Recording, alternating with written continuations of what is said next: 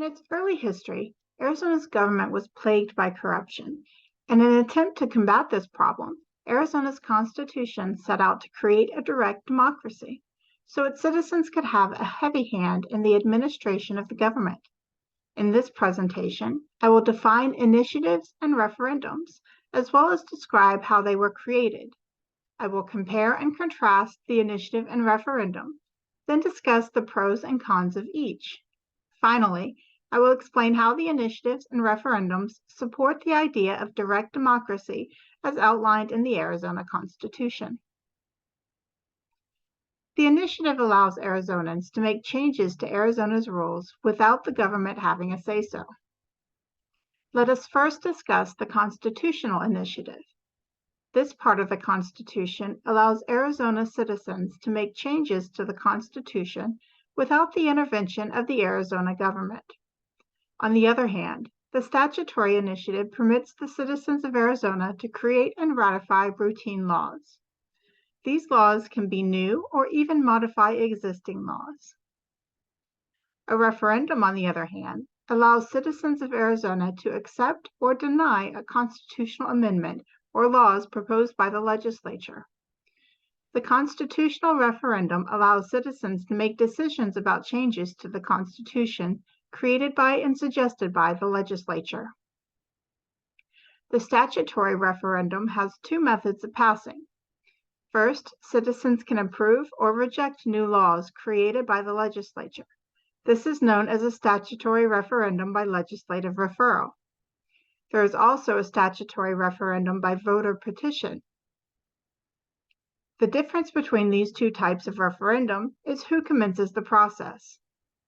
A statutory referendum by legislative referral is started by the legislature, whereas a statutory referendum by voter petition is initiated by the citizens. When Arizona voters want to add, modify, or remove verbiage from the Constitution, they can trigger a constitutional initiative that must go through two stages to pass. Once an Arizona registered voter creates an amendment, it goes through the stages of petition and ballot. During the petition stage, signatures must be collected so it can be placed on the next ballot. The number of petitioners needed is equal to 15% of the people who voted in the previous election for governor.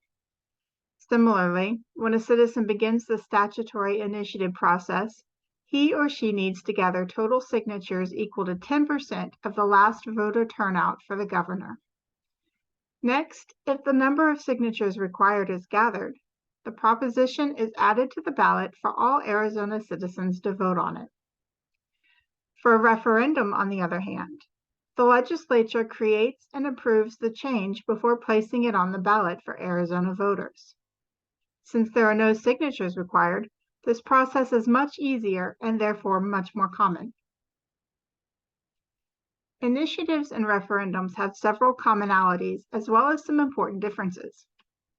Primarily, they are both used to accomplish one of two things.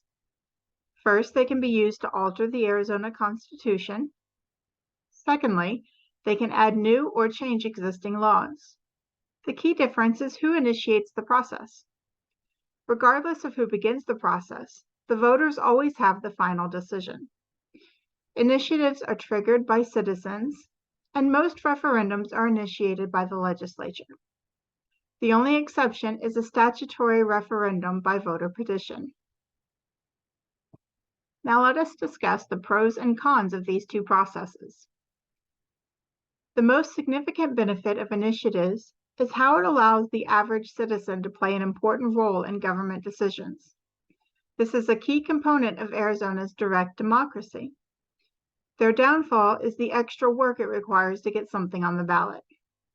Arizona requires a significant number of signatures to place one of these changes onto the ballot, whereas with referendums, these signatures are not typically required.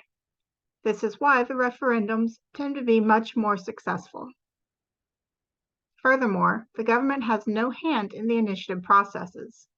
This means the writing can be unprofessional and lack the legalese typical of these changes, unlike the referendum created by the legislature.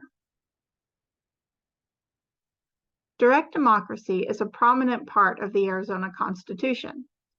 Direct democracy is a government affected directly by the public who votes directly without proxies on governmental decisions. Both initiatives and referendums allow the average Arizona citizen to play a role in the making and changing of Arizona's constitution and laws. Initiatives place these changes directly into the hands of voters, but referendums still require the voters to agree to the changes initiated by the legislature. In summary, initiatives and referendums are methods by which Arizona alters or creates new legislature. They are either triggered by the citizens or the legislature, but despite who initiates the process, the final decision goes to the voters. While it is more challenging for a citizen-initiated change or addition, the voters have a heavier hand in the process.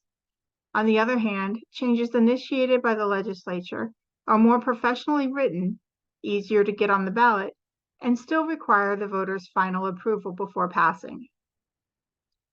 Arizona's Constitution uses these two processes to encourage its direct democracy in order to minimize the governmental corruption of her past.